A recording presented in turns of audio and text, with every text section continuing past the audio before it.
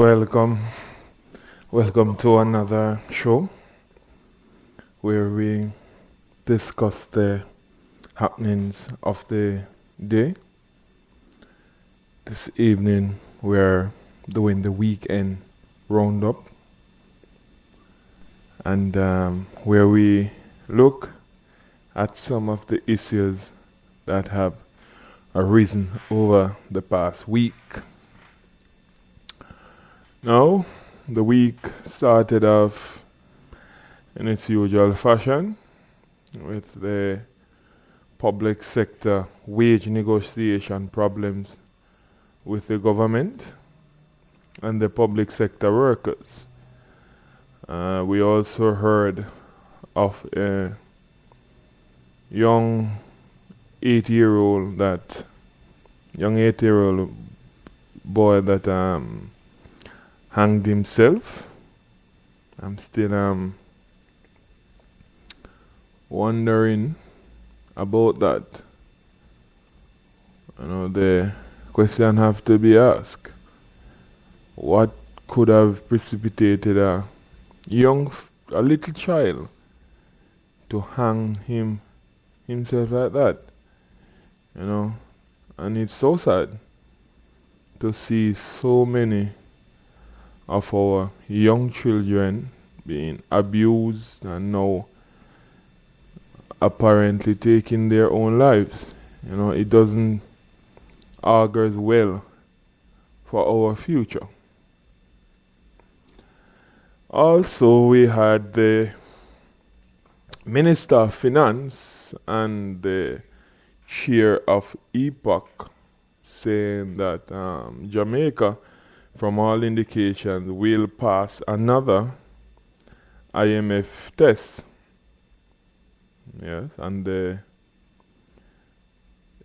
those that view the IMF test as being the greatest thing that has ever happened in this country is going on and on over it.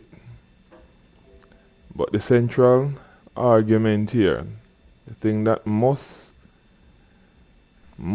be looked at, must be considered in detail is, has the IMF deal brought any level of prosperity to this country? And obviously the answer to that is no, because we are seeing a lot of sufferation going on all over the place, and it seems as if there is no end to the many struggles of Jamaicans. And it doesn't look that good for the minister. So you'll have to be a bit sorry for them, but they are trying their best to put a spin on a very, very serious situation that we are having. No, I was rather surprised, but not entirely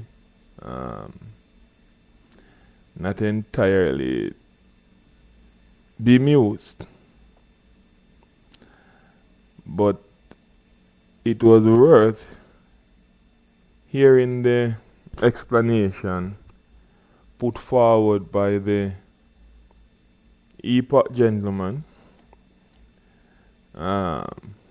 over Minister Hilton's rather disastrous escapade with the logistic hub matter. And he didn't go as far as many of us would have expected. But in any event, that is generally how these folks go about doing their business. Or should I say, doing the country's business. They don't want to criticize the government on anything. But yet again, we see the problem with this country. And the main problem with this country is that too many persons that have the necessary influence are not exerting that influence for change or for real change. What they are doing is to go along with the same old system that has failed us repeatedly. And you wonder, when will it dawn on some people that Jamaica needs to turn around? You wonder, when will it dawn on these persons that they need to put pressure on a government that doesn't seem to be going anywhere with this country to turn around and start over? It cannot be that we continue to pass IMF tests, but the level of suffering that Jamaicans are under is increasing day in and day out. And take the public sector workers for instance. They were told that they should wait, they should hold strain for 5 years. 5 years without any wage increase. They should hold on because we are working towards, or the government said that they were working towards putting Jamaica on a sustainable path. Now, what we have seen over those 5 years is that Jamaica hasn't grown.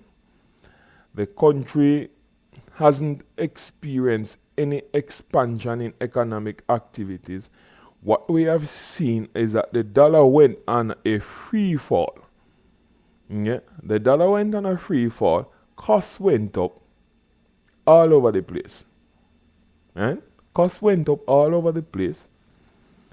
Inflation went up, and we could list a whole lot of stuff that just went through the roof. And since we have the imposition of a GCT on electricity again. And the thing is that the government promised that they wouldn't have done it. But they have run out of options to squeeze any more out of the Jamaican people, so they turned to that one. Because they haven't been able to get the economy working. Now again, you have the influential persons in the society who will not say a word. They will not say a word in opposition against the policies of this government, no matter how ruinous those policies are. No matter how ruinous. No matter how trouble, no matter how much pressure is being placed on the Jamaican people, these persons will not open their mouth and say anything against it. And it leaves you to wonder why. But if you have lived in Jamaica, as long as I have been here, you would know immediately the reason why. They all benefit somehow. Look at all these persons that you see saying how wonderful things are. They are all on this board or that board, and each of them is collecting a salary. I said this before somewhere, that these people chairing these boards, they are not doing it like what happened some years ago with under the JLP government when that fella there, I forgot what his name is right now, he took a job to clean up JUTC for $1 single Jamaican dollar per year, and he was shot dead, as it turns out. All of these guys, they are not taking that approach, The very same people that are asking us to hold on, they are the ones that are actually benefiting of this madness that is now going on in this country. As Ardeshaw said recently on a radio program, this government does not know how to grow an economy. They just don't get it. Right? So, another IMF test will come and we'll hear that we have passed it, and you will hear a lot of the folks that support this rubbish going on and on about how good it is. While admittedly it is good in the sense that it reins in a lot of the profligate spending that the government used to do before, that actually got us in the mess that we are in. But yet still they still find creative ways to spend money as if they have a lot at their disposal, like refitting out almost the entire ministerial fleet with SUVs, while the fire department in St. Elizabeth, Black River especially, have no truck that is working at this moment. But while that is good for macroeconomic stability, the real test of any program instituted in a country is to put that country on a sustainable economic growth path. We are not seeing that in Jamaica. And when I heard Mr. Bile saying that the IMF would not allow a renegotiation of the deal, and he points to Greece and all of that and saying that Greece is in the European Union and it this and it that. No, what he didn't say is that the situation in Greece is completely different. Greece is a case where they have a lot of stuff going on that we don't have. We are not tied to a single currency. We are not tied to a union of countries that if we should leave the union, we would be the union would be in all sorts of trouble. We are not in that dynamic. Greece, the IMF will not renegotiate anything with Greece, because Greece is in a total different situation from Jamaica. The IMF and the EU, especially Germany. Let me say something. If it was the IMF alone, I am almost certain that they would have granted Greece a reprieve. But the Germans especially, are insistent that Greece must make radical reforms. Greece must make some serious reforms before they can get a dime. And all the IMF is doing is following the German lead. If Angela Merkel decides that Greece should not get a renegotiation of their deal, the IMF will go along with it, because the IMF and the EU don't want to be seen at loggerheads, because if they are seen at loggerheads, then Greece will have an opportunity to go to one and try to play each one against the other, and it wouldn't serve the Troika's purpose. So they have to put on a united front. We don't have that in Jamaica. So what Mr. Biles is saying doesn't have cold water. You cannot juxtapose Jamaica into a Greek situation. You understand? And even Greece does not have this primary surplus target that we have. I think the primary surplus for Greece is between 3 and 4%. We have it at over 7%. So there is scope for negotiation. If you are going to use Greece, the government could say, look here, you have Greece at 3 or 4%. We need to go down a little bit too. But the problem in this country is that many persons are not willing to take the necessary tough decision to get things done. And we have seen that for so many years. It has become a way of life for Jamaica, for these people in power. Nobody wants to take the bull by the hands and do the right thing. All they want is that we as Jamaicans must continue to be oppressed while they live happily ever after. Recently, David Cameron decided that he was going to cut, or he was going to keep, I think it was cut, the salary that he and his ministers enjoy. And what we are seeing in Britain is that Britain is in a much better situation than we are, because at least Britain is growing. But the gentleman has seen the need to lead by example in cutting back on the amount of money paid out to politicians. In Jamaica, you will never see a PNP government stand up and share the hardships of the Jamaican people. And that is a hallmark of this government that people need to understand. Burden sharing in the PNP view is that the Jamaican people alone bears the brunt of it. When the JLP was in power and Bruce took I think a 10% cut, all the PNP opposition members, they refused. They didn't take a cut. Right? They believe firmly through their actions that Jamaicans are the ones that's supposed to take the brunt of all the sufferings. They must not share in it. And these are the people that continues to say, look here, we love Jamaica, we love the poor, and we are all in this together. How many times have we heard that?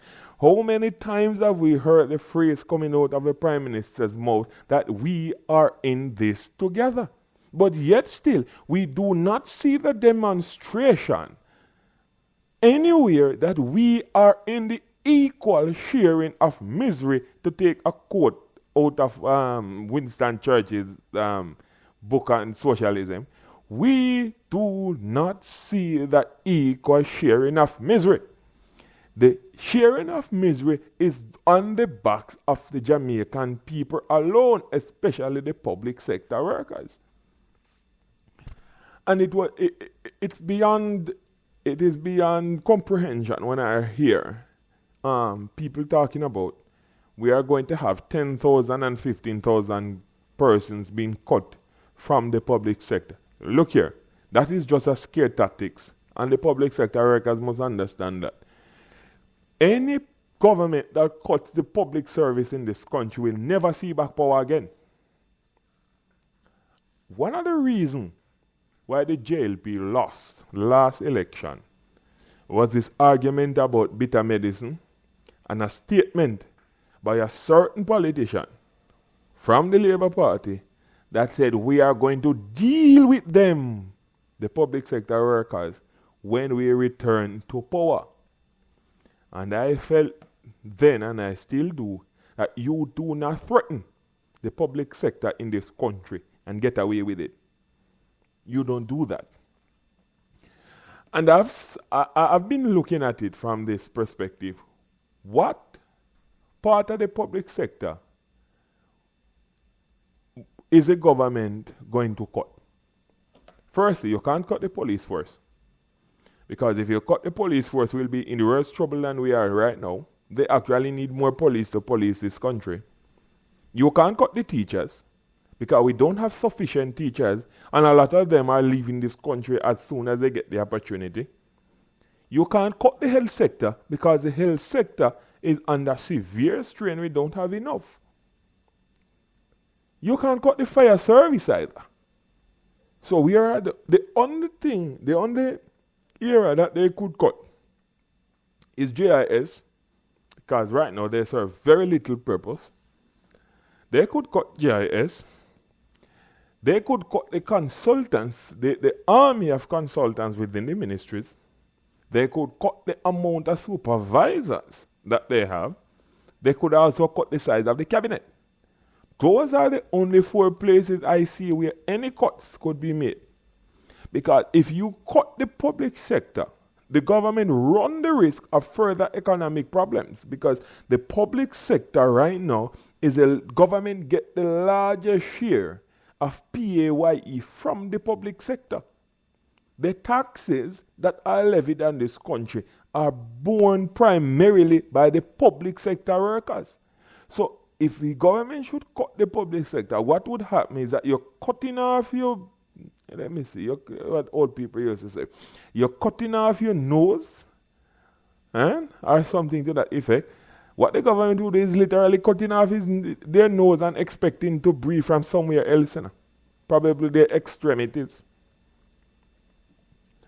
So this this argument about cutting this public sector is null and void as far as I'm concerned. Because the PNP government, even recently, I think it's Damien Crawford that said he knows that all the public sector workers, or the majority of the public sector workers, are PNP.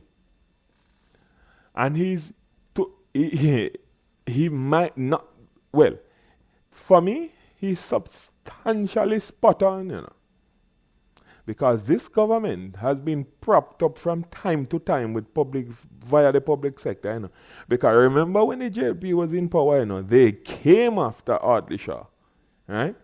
And that was one of the reasons why the JLP had problem with the IMF, because the public sector workers were insistent, pegged on by the PNP, which knew if the JLP fail the IMF test, they will be in a lot of problems. They know that. So they egged on the public sector workers, and the public sector workers took the bait and they went after the JLP.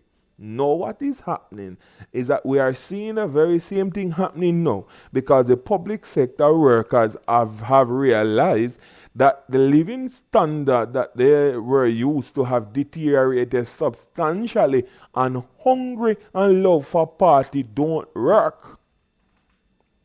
Hungry and patriotism for party doesn't work.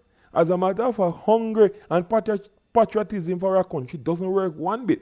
So what we are seeing is the policemen holding out hard end. I have never seen the police federation hold out so much against any government, whether PNP or JLP. I don't think they went as far with the JLP as they are doing with the PNP now, because they are expecting 100% increase in pay, and they are sticking to their guns as far as we have seen. And right now, if the PNP doesn't do something radical, the police might even go on pressing for much longer. Even though some of us believe that it might as well the police stay on strike, because when they were on strike recently, we didn't have any murders. And the very day that they came back to work, people started dying. So in many cases, if you want to look at it a bit cynically, you would say that Jamaica would be better off if the police force stay on strike or stay out indefinitely.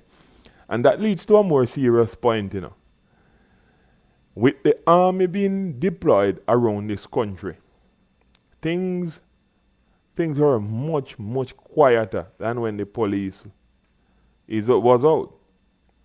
And it goes to the point that many persons have been making.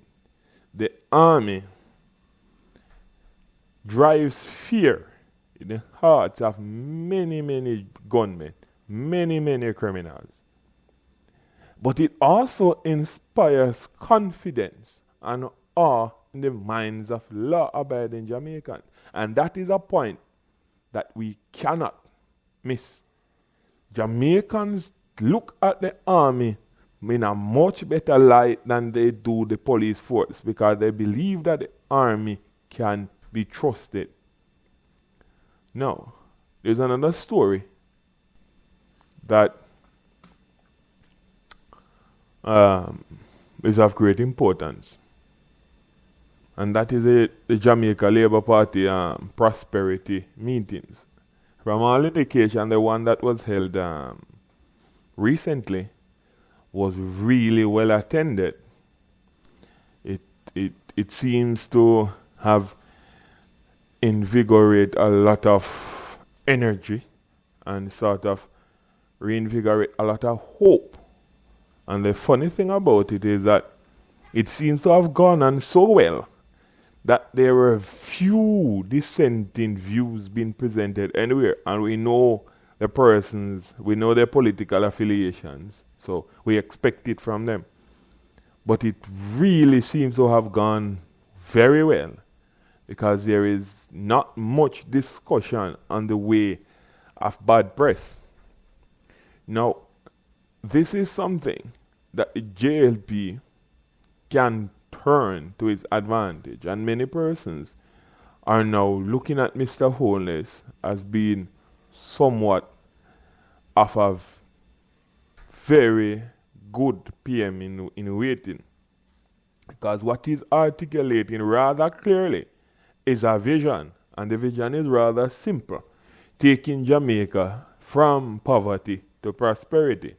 It's a very simple vision, but it has profound consequences for this nation, and it is of profound importance for us as a people, because we indeed need to move Jamaica from poverty to prosperity, and we need to move it very quickly. It is absolutely not acceptable for a country that has such innovative people, that has such hardworking people, that has such brilliant persons are left in the mess that it is in now. It is just unacceptable all around. So what Mr. Holness is doing there right now, I think is a very good thing. And it should continue. Those meetings should continue right up. And what they can do, is to use those meetings to further differentiate themselves from the People's National Party, to show persons what the JLP is about, and to show persons that the JLP has a better economic plan than what the PNP has. And the thing about it, in the last manifesto that the JLP put out, their plan was substantially better than the People's National Party. But Jamaican people in general don't read, so everything gets lost because the media won't discuss anything good about the JLP. Alright? So everything gets lost. Right there. So what happens now is that these meetings can be used to explain, as it is now being used, further on to explain what the JLP will bring to government and how it plans to govern. You understand? Because people need to know what the JLP is going to do when they get into power, how they are going to treat certain issues, where will they look to get investment other than China. Where will they look to get investment to power this country from the poverty-stricken state now onto the prosperity state? You understand? We need to know that. We need to get a hold of that very quickly. And as I said, the JLP can do that. Alright? So I think it's a very, very, very good thing indeed. Now, the last thing I'll touch on quickly is the fire service. We had a major fire, burned down a building. I've been reliably informed in Black River, just a couple hundred yards away from the Black River Fire Station. And I was told that the reason why it burned down is that the fire engine in Black River is not in working order. You can just imagine if a major fire, we are going into the traditionally dry period of summer, you can just imagine if a major fire breaks out in any part of this area, we won't like the result. And Dr. Phillips, you pass the IMF test, you need to look into that test too, the fireman test. That's it for this evening. Glad you could have joined me, and we'll be back another evening to discuss some more topical issues and to give an opinion. Good evening.